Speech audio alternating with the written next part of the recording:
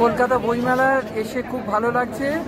আর আমার ভালো নাম সৌমেন দাস, কিন্তু ডাকনাম যে নামে ছদ্মনামে পরিচিত আদি রাজা।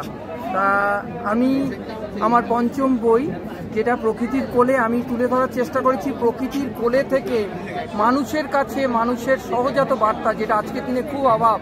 যেমন আমরা যে কোনো জায়গায় প্লাস্টিক ফেলি, প্লাস্টিক বর্জন করা উচিত। তারপর এই যে বন সৃজন করে প্রকৃতিকে বাঁচানো, সেটা কিন্তু আজকের দিনে খুব নেগলিজেন্স, অর্থাৎ খুব অভাব। সেইটা যাতে মানুষ সচেতন হয়ে আমরা কাঁধে কাঁধ মিলিয়ে এগিয়ে যেতে পারি, সেই বার্তাটা আমার এখানে সবার কাছে দেওয়া আছে এবং সবাই এগিয়ে আসবো। শুধু তাই নয়, আজকে লক্ষ লক্ষ কুইন্টল যে বর্জ্য, অর্থাৎ মানুষ খেয়ে সেই হিমালয়কে বলা হয় দুর্ভেদ্য দুর্গ, সেই পৃথিবীর সর্বোচ্চ মাউন্ট এভারেস্ট, সেই পর্বতকেও মানুষ রেয়াত করেনি।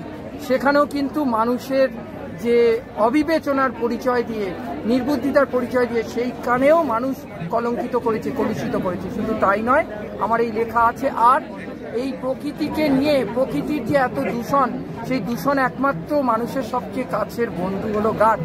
অর্থাৎ বৃক্ষকে লাগান, প্রকৃতি বাঁচান, যেটা নিয়ে আমার এই বইয়ের মূলত অংশ। আর প্রথম প্রবন্ধ, এগুলো আমি এর আগে 4টে বই, কবিতার বই ছিল, কিন্তু এটা আমার প্রথম প্রবন্ধ। অনেকে চাইছে, সেই প্রবন্ধ হিসেবে আমি তুলে ধরেছি আমার মতো করে, যাতে আগামী প্রজন্মকে যেন আমরা প্রকৃতিকে জল ভরো এবং বৃক্ষ সৃজনের মাধ্যমে প্রকৃতিকে বাঁচাতে পারি, এই বার্তা সবার কাছে থাকবে।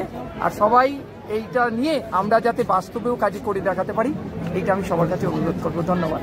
হ্যালো কলকাতা, লাইভ উইথ আদি রাজা উইথ হিজ ফিফথ বুক প্রকৃতির কোলে।